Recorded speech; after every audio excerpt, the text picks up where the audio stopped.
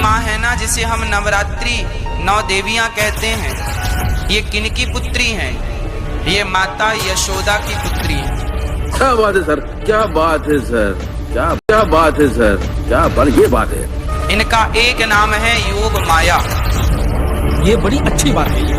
भगवान श्री कृष्ण ने तो माता देवकी के गर्भ से जन्म लिया और योग माया ने माता यशोदा के गर्भ से जन्म लिया।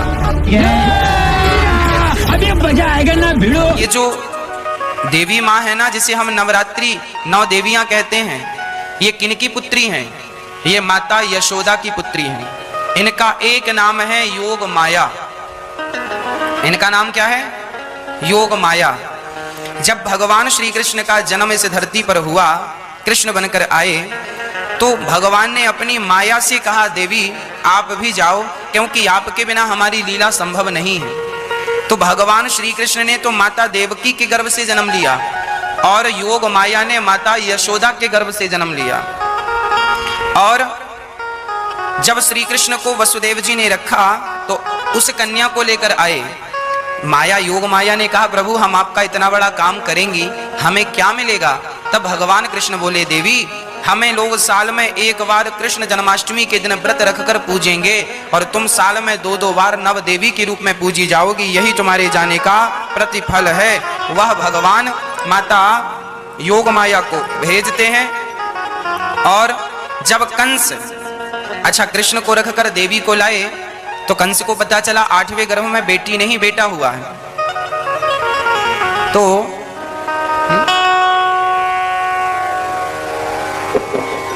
कंस ने पत्थर पर पटक दिया, हाथ से छूटकर वो अष्टभुजाधारी बन गई दुर्गा और बोली, मूर्ख तुझे मारने वाला प्रकट हो चुका है। और वही अष्टभुजाधारी देवी आज वर्तमान में यहां से मथुरा से जाकर आप पर्वत में जाकर विराजमान हो गई। मुझे स्थान का नाम विस्मरण हो रहा है। उत्तर प्रदेश में मिर्जापुर, कौन सा पर्वत है? हाँ? विंध्यवासिनी, विंध्याचल पर्वत ना, विंध्यवासिनी मैया के नाम से वो जानी जाने लगी। और वहां पर मैया जी विराजमान हो गई। वह माता यशोदा की पुत्री हैं। तो वह 9 देवियों के रूप में जानी जाने लगी। प्रथमम शैलपुत्री चा, प्रथमम शैलपुत्री चा अर्थात पहली आर्ज के दिन, प्रथम दिन किसकी पूजा होती है? माता पार्वती की पूजा हो। शैलपुत्री अर्थात जो हिमालय है, हिमालय की पुत्री माता पार्वती। पहले दिन माता पार्वती की पूजा होती है। वही माता पार्वती दूसरे दिन, द्वितीयम ब्रह्मचारिणी, दूसरे दिन अर्थात द्वितीय कल वही माता ब्रह्मचारिणी के रूप में हम पूजेंगे, वो पूजी जाएंगी। तृतीयम चंद्रघंटेति, चंद्रघंटा के नाम से वह तीसरे दिन पूजती हैं। चौथे दिन कोष्मांडा के नाम से, 5वें दिन स्कंध माता, 6वें दिन कात्यायनी, 7वें दिन कालरात्रि, 8वें दिन महागौरी और 9वें दिन सिद्धिदात्री। ऐसे बड़े प्रेम से ये नवरात्रि का पर्व मनाया जाने लगा। यह दुर्गा को आप राधा रानी कह सकते हैं, सीता जी कह सकते हैं, पार्वती कह सकते हैं, सरस्वती कह सकते हैं, लक्ष्मी कह सकते हैं, जो मन आए वो कहिए। एक सज्जन हमसे बोले, गुरुजी हमने उनसे कहा राधे कृष्ण का जाप किया करो। तो उन्होंने कहा, महाराज जी हम तो माता जी के पुजारी हैं, अब हम क्या करें? आज हमारे हिंदू धर्म में सबसे बड़ा कंफ्यूजन है, वो कंफ्यूजन दूर हो नहीं रहा है। हम बहुत प्रयास करते हैं कि आपको समझाएं तो आप तो समझ लेते हैं, आपका कंफ्यूजन तो दूर हो जाता है, पर जो नहीं सुनते वो बेचारे कंफ्यूज रहते हैं।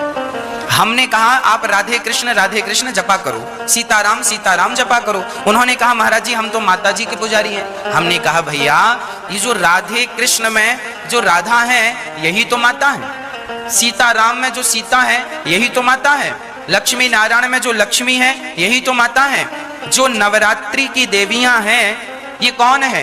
इन्हें आप राधा के रूप में भी देख सकते हैं, ये राधा ही तो है। योग माया कौन? भागवत जी में आगे आएगा, योग माया मुपाश्रिता, अर्थात भगवान ने श्री राधा रानी को योग माया के नाम से संबोधित किया है। योग माया कौन है? श्री राधा रानी। और राधा रानी कौन है? महालक्ष्मी। महालक्ष्मी कौन है? सीता जी। एक बार वो सीता बनी, एक बार वो राधा बनी, वही महालक्ष्मी है, महागौरी है, महादेवी है, वही नवरात्रि है। तो कुछ भी अलग नहीं है। सीताराम कहो, राधे श्याम कहो, जो सीता है वह नवरात्रि की देवियां हैं। 9 नाम से पुकारी जाती हैं, 9 दिन पूजी जाती हैं। है देवी एक ही, पर 9 नाम से पुकारी गई तो एक एक नाम को एक एक दिन की पूजा से हम मनाते हैं। है एक ही, पर 9 भागों में 9 नामों से विभक्त हैं। तो भगवान श्री कृष्ण का जब जन्म हुआ तब इनका भी जन्म हुआ।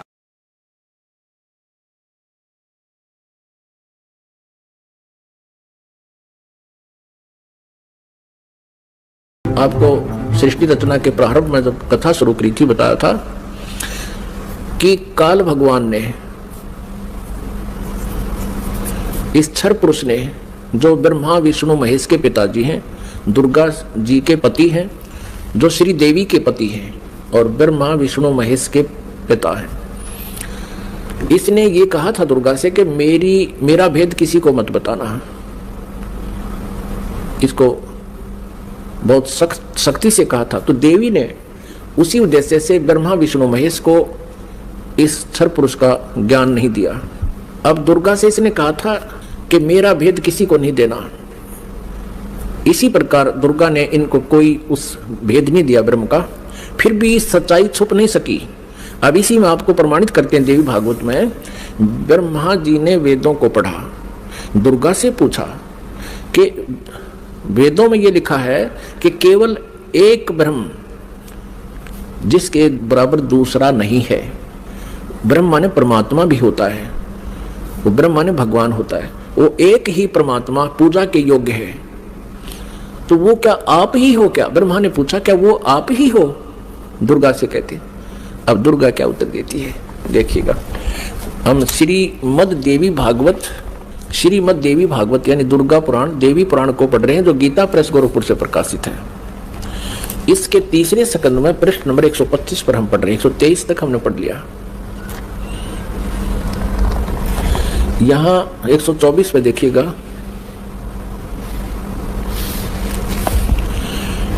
ब्रह्मा जी कहते हैं, अद्भुत तेजस्वी भगवान शंकर के यूं स्तुति करने पर भगवती जगदम्बिका ने अपने बात बताई। अब यहाँ ब्रह्मा जी पूछ रहे हैं, ब्रह्मा जी का प्रकरण चल रहा है। ये 125 पृष्ठ पे हम पढ़ रहे हैं, तीसरे स्कंद में। इस मूर्त और अमूर्त जगत का आधार तुमसे पूर्व कोई भी दूसरा पुरुष नहीं था, कोई तीसरा भी नहीं है। एकम एवं द्वितीयम ब्रह्म। इस वेद के वचन को व्यर्थ कहना तो बनता नहीं। अब दुर्गा इनको कहा करती, मैं ही सब कुछ हूं, मैं ही तुम्हारा पिता हूं, मैं तुम्हारी माता हूं। तो अब ब्रह्मा जी ने वेदों को पढ़ा तो इसने कहा कि वेद के वचन को हम झूठा भी नहीं कह सकते। और इधर अनुभव दूसरी बात कहता है। इस प्रकार वेद वाक्यों और अनुभव में अत्यंत विरोध उत्पन्न हो रहा है। वेद कहते हैं एकम एव अद्वितीयम ब्रह्म है, तो क्या वह आत्म स्वरूपा तुम ही हो अथवा वह कोई और पुरुष है? मेरे इस संदेह को दूर करने की कृपा करो।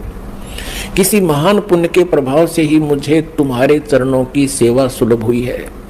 तुम स्त्री हो अथवा पुरुष, यह रहस्य भी मुझे विषाद रूप से कृपा करके बतलाओ।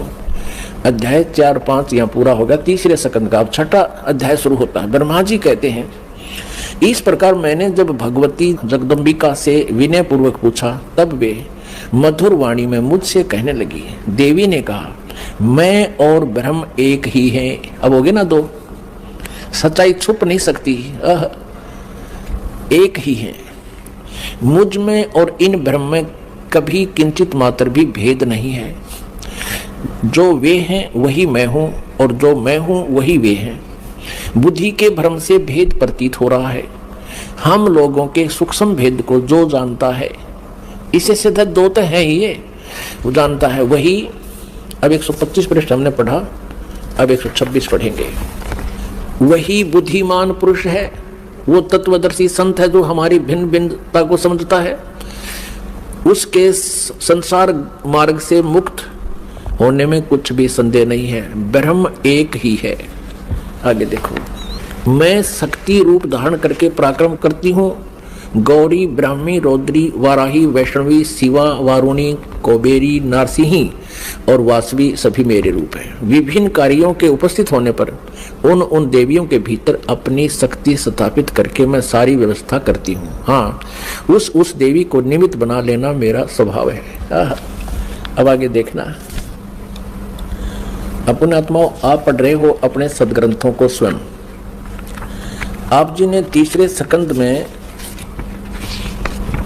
और प्रश्न नंबर 125 पे पढ़ा। ब्रह्मा जी कहते हैं कि मैंने जब दुर्गा जी से ये पूछा, माता से, जगदम्बिका से, कि वेदों में लिखा है कि एकम एव अद्वितीयम ब्रह्म, अद्वितीयम जिसके बराबर दूसरा कोई नहीं हो, वो ब्रह्म ही सब कुछ है। उधर से उपनिषद और आप जो कह रहे हो कि मैं ही सब कुछ हूं, मैं ही सृष्टि रचना करने वाली हूं, मेरे अतिरिक्त कोई नहीं है, तो इन वेद के वाक्य को झूठा भी नहीं कहा जा सकता। अनुभव हमारा बताता है कि परमात्मा निराकार है और वेद बताते हैं कि वो साकार है, तो हमारे अनुभव में और यथार्थता में बहुत विरोध है। तो क्या वो ब्रह्म आप ही हो या कोई और है? ब्रह्मा जी ने पूछा। अब दुर्गा पहले तो बहकाती है उनको कि उस ब्रह्म में और मेरे में कोई अंतर नहीं है, मैं ही वही हूँ, वो मैं ही हूँ। हम दोनों का सूक्ष्म भेद जो जानता है वो परम पुरुष है, विद्वान पुरुष है, तत्वदर्शी है। आगे फिर देखना 129 पृष्ठ पे है, बिल्कुल स्पष्ट हो जाता है। देखिएगा, तीसरा स्कंद देवी भागवत। हम तीसरा स्कंद पढ़ रहे हैं, संक्षिप्त देवी भागवत का, पृष्ठ नंबर 129 पर। यहां देखिएगा, यो सृष्टि कर्म मैंने संक्षेप में तुम्हें बतला दिया। या देवी कह रही है, दुर्गा बता रही है। यहां देवी का प्रवचन चल रहा है, देवी ने कहा, ये देवी बता रही है। यो 129 पृष्ठ पे, यो सृष्टि कर्म मैंने संक्षेप में तुम्हें बतला दिया। महानुभाव देवताओं, ब्रह्मा, विष्णु और शिव को दुर्गा करिए। अब मेरा कार्य सिद्ध करने के लिए विमान पर बैठकर तुम लोग शीघ्र पधारो जाओ। कोई कठिन कार्य उपस्थित होने पर जब तुम मुझे स्मरण करोगे तब मैं सामने आ जाऊंगी। देवताओं, मेरा और सनातन परमात्मा का ध्यान तुम्हें सदा करते रहना चाहिए। अब यहां ये दो हो गए। तब तो कह रही थी मैं ही सब कुछ हूं, और अब ये कह रही है दो, मेरा और ये दुर्गा ब्रह्म को ही सनातन परमात्मा बता रही है। हम दोनों का, आगे दो, हम दोनों का स्मरण करते रहोगे तो तुम्हारे कार्य सिद्ध होने में किंचित मात्र भी संदेह